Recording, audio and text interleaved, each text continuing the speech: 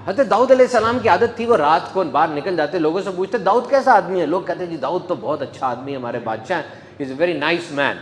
अल्लाह ताला ने एक फरिश्ते को भेजा इंसानी शक्ल में और कहा जाओ इनसे गुफ्तो शनीद करो। हज़रत दाऊद अलैहिस्सलाम ने फरिश्ते से पूछा जो कि इंसानी शक्ल में था, बताइए मैं कैसा आदमी हूँ। कहा जी दाऊद बताइए दाऊद कैसा आदमी है। अपना नहीं पूछते थे, दाऊद का पूछते थे, क्योंकि उन्होंने तो भेष बदला होता था, उन्होंने भेष बदला होता था, वो लोगों से पूछते थे दाऊद कैसा आदमी है। तो लोग बताते थे कि दाऊद हमारे बादशाह हैं और वो बहुत अच्छे आदमी हैं। अब वो फरिश्ता इंसानी शक्ल में आया, हजरत दाऊद अलैहिस्सलाम ने उससे पूछा दाऊद कैसा आदमी है। तो फरिश्ते ने कहा दाऊद तो बड़े अच्छे आदमी हैं और बहुत ही अच्छे, बस एक बात है। कहा वो बात क्या है। कहा वो बात ये है कि वो बैतुल माल से पैसे लेते हैं, शाही खजाने से। अगर वो कुछ कर लेते ऐसा तो क्या ही बात थी।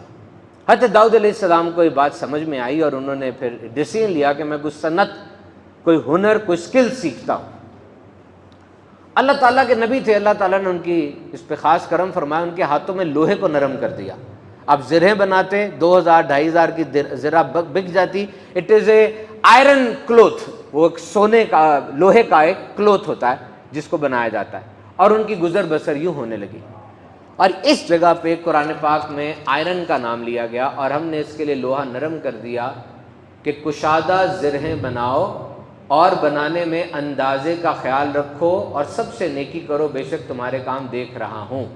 लोहे का जिक्र आया कुरान में, लोहा, ये छोटी बात नहीं है। Iron most important element. लोहा कितना जरूरी है।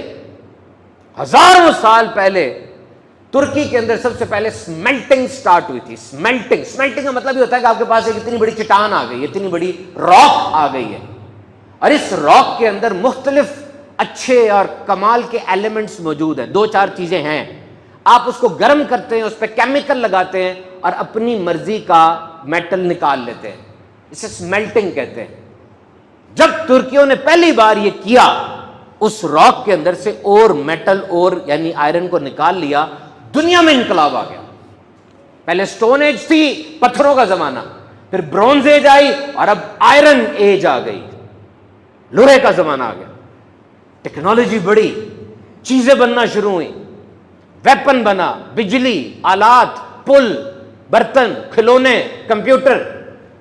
आपकी जिंदगी लोहे के बगैर क्या है। कुरान में लोहे का जिक्र आ रहा है और लोहे का ओरिजिन पता आपको कितना हैरान कुन है। इसे कहते हैं वायलेंट डिस्कवरीज। एक साइंसी नजरिए का मतलब, मेरा नजरिया ये है या नहीं है ये जरूरी नहीं है, साइंस क्या कह रही है कि एक सियारा था, उसका नाम था रेड जाइंट, लाल जिन, बहुत बड़ा सियारा था।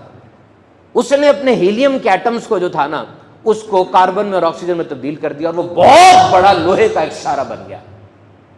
और वो सियारा किसी वक्त में आके जमीन से टकराया और आयरन जो था वो जमीन के अंदर जज्ब होता गया। ये जो क्रस्ट है ना, अर्थ का क्रस्ट ऊपर वाला जो है जहां हम दौड़ फिर रहे हैं, ये तो तकरीबन 5% आयरन है, 5%।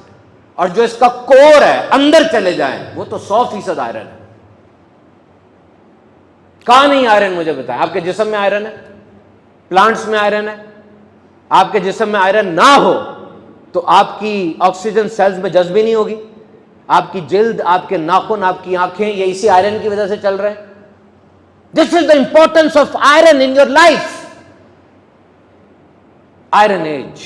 और कुरान कह रहा है मैंने तुम्हारे लिए लोहा नरम कर दिया। तो कुरान एक एक जुमले के अंदर, और साथ जो कुरान ने